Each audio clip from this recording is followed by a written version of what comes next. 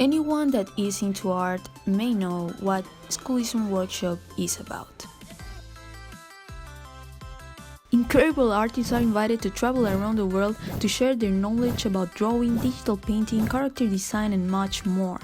They talk with all the attendees in an intensive 2-day workshop in which you can ask questions and learn from them. Isn't that great? And for this Toronto workshop, the invited artists were 3 storyboard artists from Pixar studios. So we learned a lot from them. They taught us how to tell better stories. So the first one was Kevin O'Brien. He worked at The Simpsons, Futurama, Ice Age, The Incredibles 1 and 2, WALL-E, Cars 3. Then we met Derek Thompson. He worked in Men in Black, Unbreakable, Star Wars Episode 3, WALL-E, Brave, The Good Dinosaur, Incredibles 2, and the last but not least, the awesome Ted Method. He worked at The Incredibles 1 and 2, Ratatouille, one of my favorite movies, The Simpsons, Finding Dory, and much more.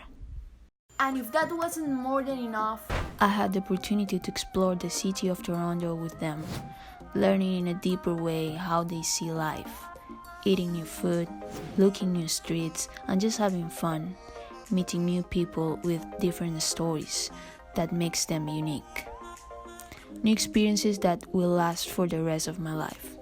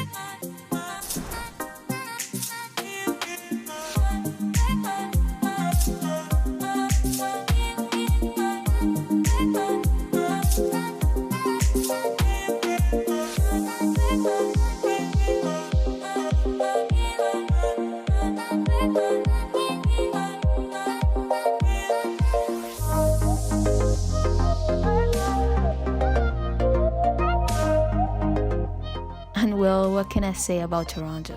A huge city, lights at night, chaos, but peace at morning.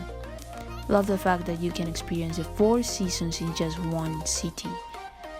And the people, one nicer than the other. I like to see how everyone comes together to support their team. In this case was basketball. But you can tell a lot from the culture when you experience that things. It's a city in which you can experience almost every food. And being in the top of the CN Tower can give you a perspective on how big it is. It's insane. It's a city in which you need to look up because everything is tall and big. Amazing.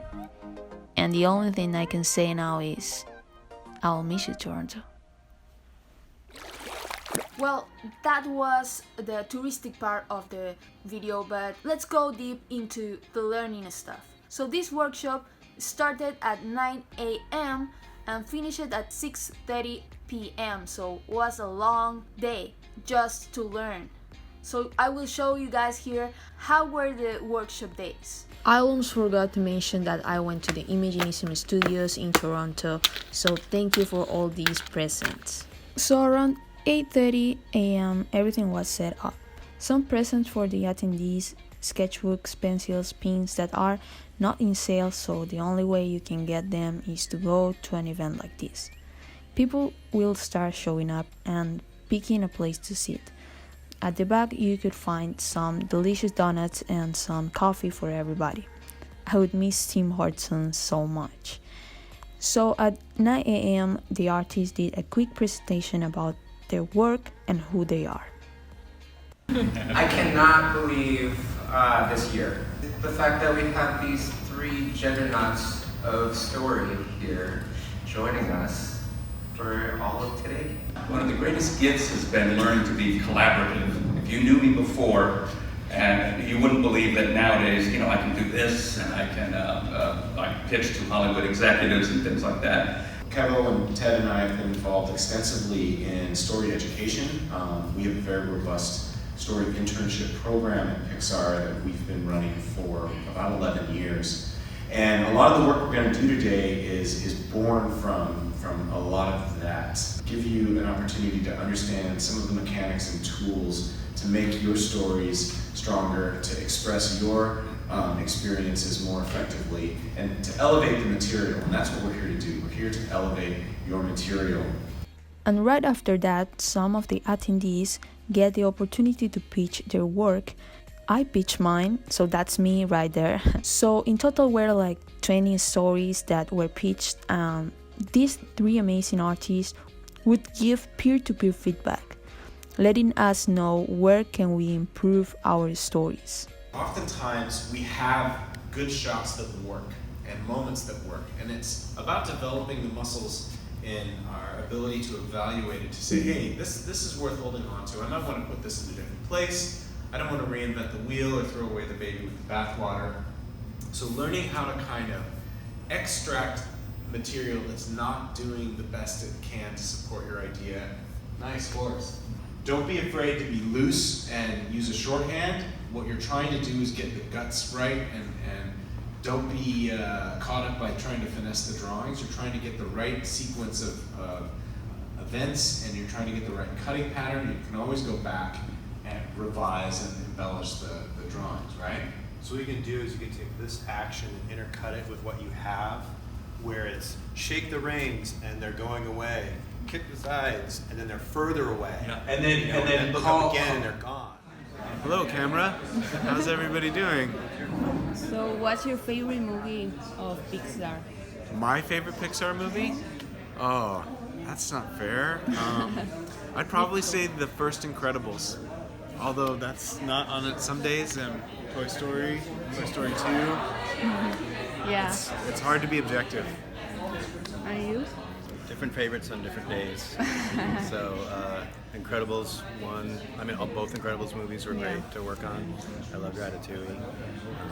No objectivity. Thank you. Yeah.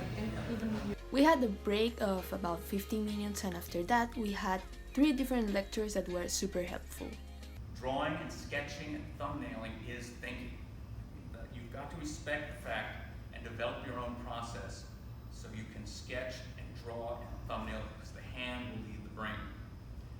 You have to develop it on your own, because you can't say, when you've got something to do, you can't say, oh, I'm making my cup of tea and I'm sitting with a clipboard right now, because they won't like that. Every scene I've ever worked on and every show I've ever worked on, the brief is different.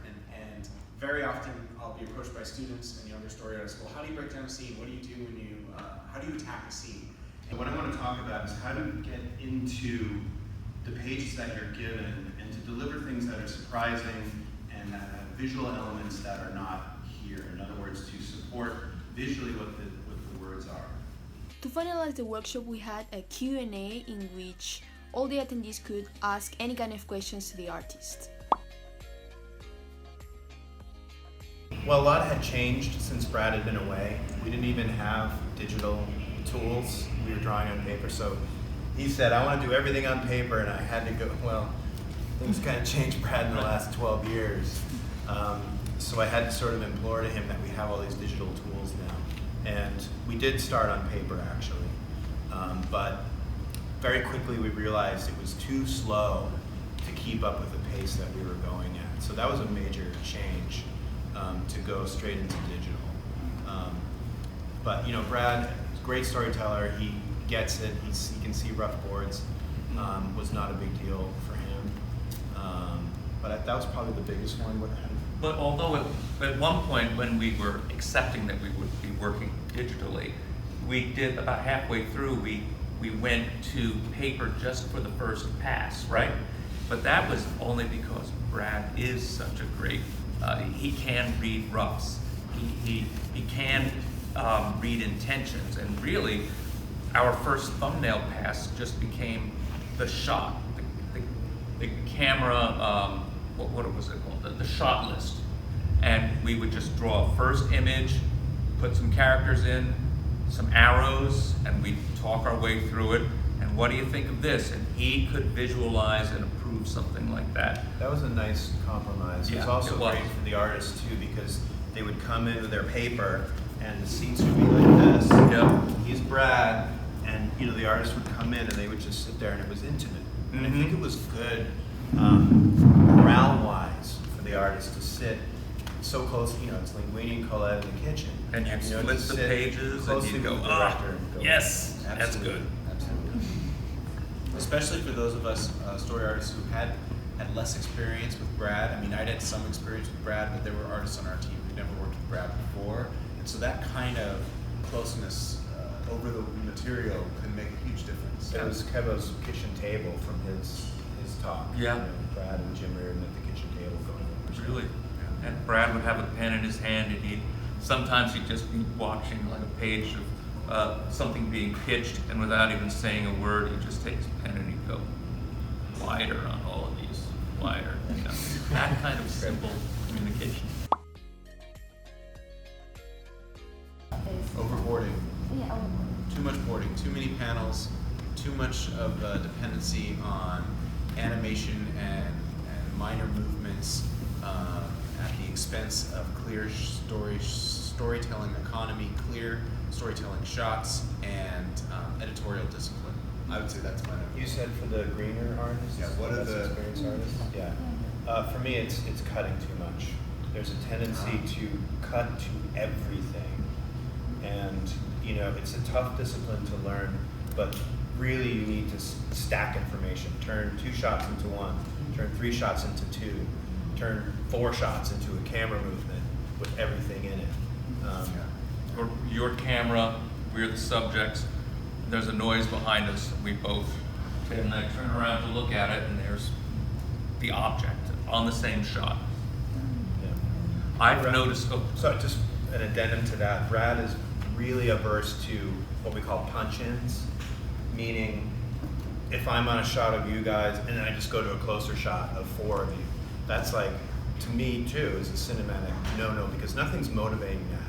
The only thing that's motivating that is the board artist going, oh, I need to get closer on people so we can read the expressions.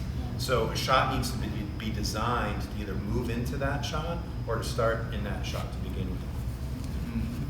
Oh, I was just going to say, I've just noticed recently, I don't know how commonplace it is, but I've worked with some young artists, and I was kind of surprised that there wasn't any sense of basic screen direction.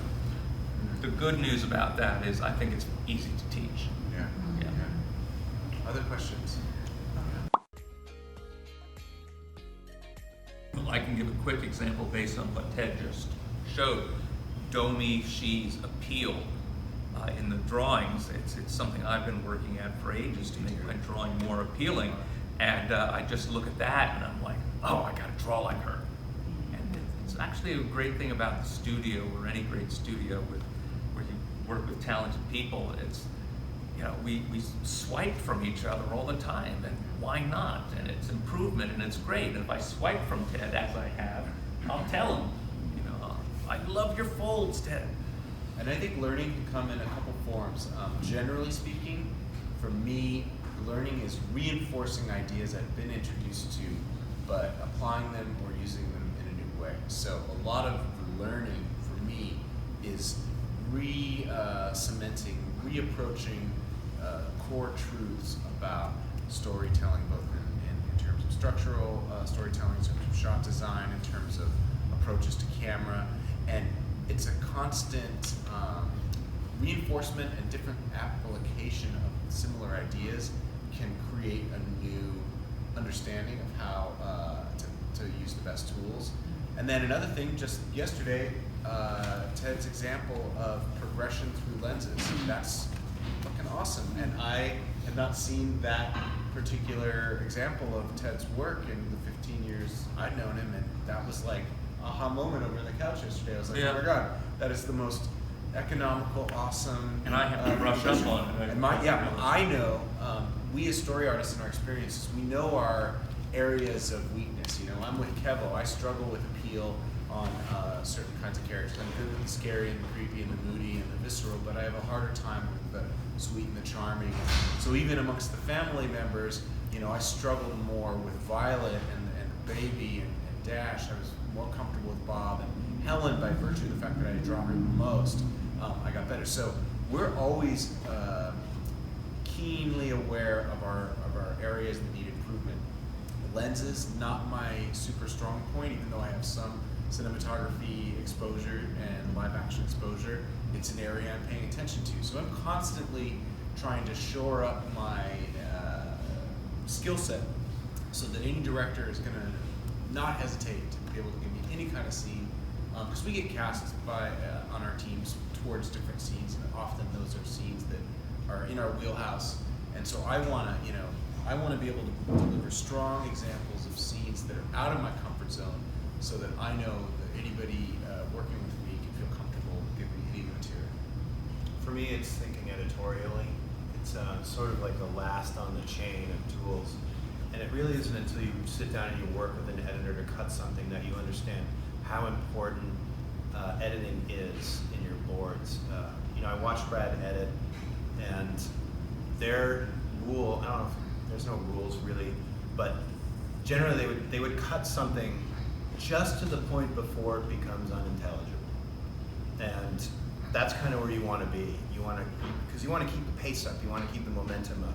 Other things you let breathe, but generally you don't want your shots to hang around too long. If a character exits, have them start to exit and then get out. You don't want them to walk all the way to the door and then push the door and then the door closes, unless you have to. Unless that's a very specific thing story-wise or character-wise to do. It saves editors time, it saves your time drawing, and a lot of times it's better for entertainment to get out of a scene early or to come into a scene late. Another thing that's important to globally consider when it comes to learning is we get an opportunity, hopefully, to work with different kinds of directors at different times in our career, and all those directors are coming at their material from wildly different perspectives. So, spending a few years under Andrew, my first 5 years at Pixar, the only two directors I worked with were Andrew Stanton and Brad Bird. So 5 years of really intensive, structural, story-minded, camera-minded direction. So when I finally started working with some different directors in the studio, it was like, okay, well, that's a whole mindset, but what can I get that I'm working with a director who's really specialized in comedy now, so this is an area like, okay, I'm gonna try and dive into that. So try and work with different directors, try and work with different people, and sponge, and in different groups, different peer groups, the people you know, the people you go to school with or work with, sponge from those people that are comfortable and confident and capable in other areas that are out of your comfort zone, and shore up your range, you know? Yeah, I can't stress that enough. Find the people that really inspire you in this business, in this industry, and work. Get on a show with them. Get on a show. Anybody that, you know, is a level above, and there's always going to be somebody, even for me, you know, find them and learn from them. Yeah. Other questions?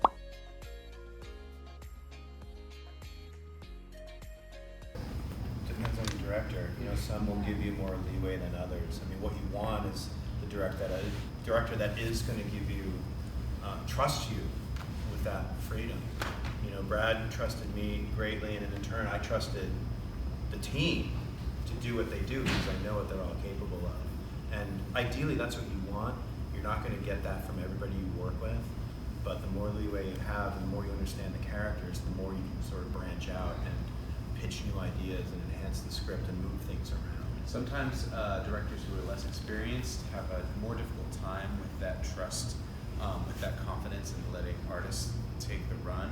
And in those situations, you have to remind yourself that it is your job to do everything in your power to not only support the director and their vision, but to strengthen the director and bolster that experience. So ways that you can contribute might look like, okay, this director handed me these pages, maybe they need work, I'm going to execute this to the best of my ability, but I might offer or an alternate group of things. Well, here's an idea that could go even further, or here's a thing I thought of when I was thinking about your pitch about this particular character. So sometimes presenting supplemental alternatives or possibilities as a way to strengthen that sort of improv spirit, like yes, and. Like, yes, director, I'm going to draw these pages, and I'm going to offer you 2 or 3 ideas that I got inspired by when I read them. So that's a way that some story artists find themselves elevated into roles of being trusted confidants of directors, co-writers. Many people in our atmosphere have had career growth by not only supporting your director, but plussing what they are doing based on an acuity and an awareness of the director's intent. I can't stress this point enough. Be curious about your director's intent. Ask the questions. Interrogate. Interrogate is an intense term, but it's true. You want to dig and understand. You're sort of an armchair psychotherapist without giving them therapy, but you're trying, like we did today, by asking you questions, by digging into the specifics of your memory. As a story artist supporting your vision, I need to know as much as I can, and in the course of asking you, I might be helping you better understand what you want to do. This comes back to the power of teaching and learning. If you want to learn something really well, try and explain it to somebody who doesn't know. Go to your holiday gathering with a family and field that question. Well, what's a story artist do? Or what's the? And if you try and explain something like that to somebody who has no knowledge of it, you're going to start to get an understanding that you didn't realize that you needed. I love that. I love that piece of it.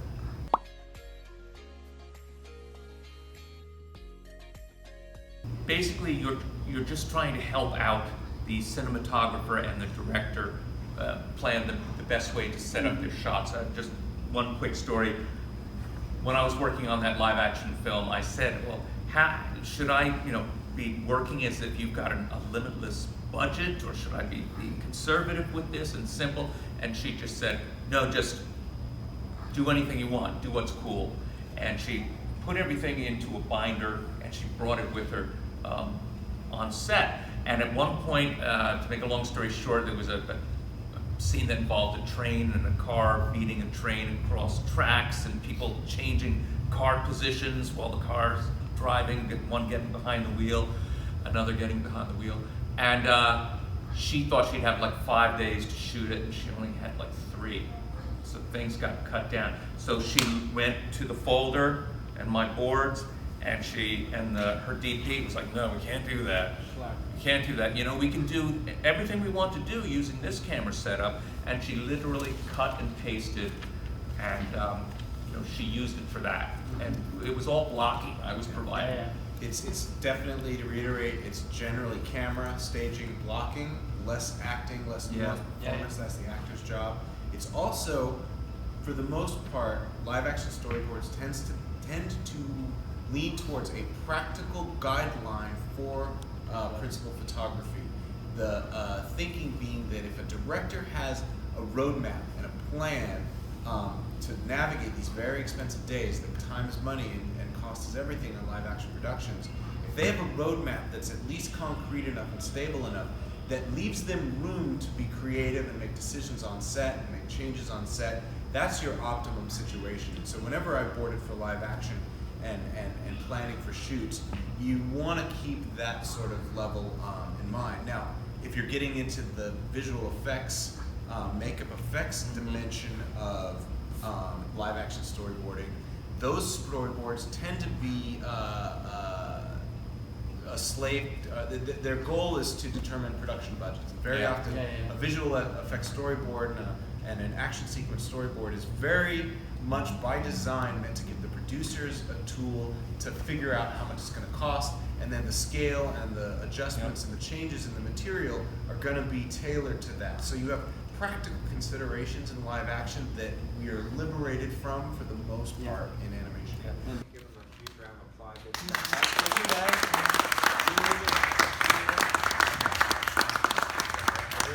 Okay, Bobby, thank you you for the event. It was really awesome. I really like it. Oh, my pleasure. Like, it was awesome to be here, and I really appreciate all the things that you do for artists and all this stuff. Oh, well, it's my pleasure to have you here and to share some of that knowledge with you. So Okay, hopefully, thank you. yeah. hopefully And again very well, soon. Live Expo September for all the artists. Some of them will be there, like artists from Pixar and movies and right, all that stuff. So- Everywhere. The artists behind your favorite movies, games, illustrations, animation, Lightbox Expo. Okay, thank you, Bobby. Bye. So when the workshop finished, me, Imagination Studios, and the 3 artists ate dinner at different restaurants. Here are some photos of that event. And just in Saturday, the attendees had the opportunity to have a meet and greet in a kind of bar thing, so they can talk with the artist, meet them, and just have a drink with them. So that was super cool. A couple deeply terrifying things about it that I still have like moments when I quiver when I think about the end of the original film. It's famous. That was it for today, guys. Thank you. Hope you liked this video. Take a long time to edit. So if you like this video, please give me a like. Comment below what do you want to learn about. I will be showing you guys here a lot of art related stuff because that's what I like. So don't forget to subscribe, hit the bell because it's important to receive my notifications. My name is Alessandro, but you can call me Ale, and see you in the next video. Bye!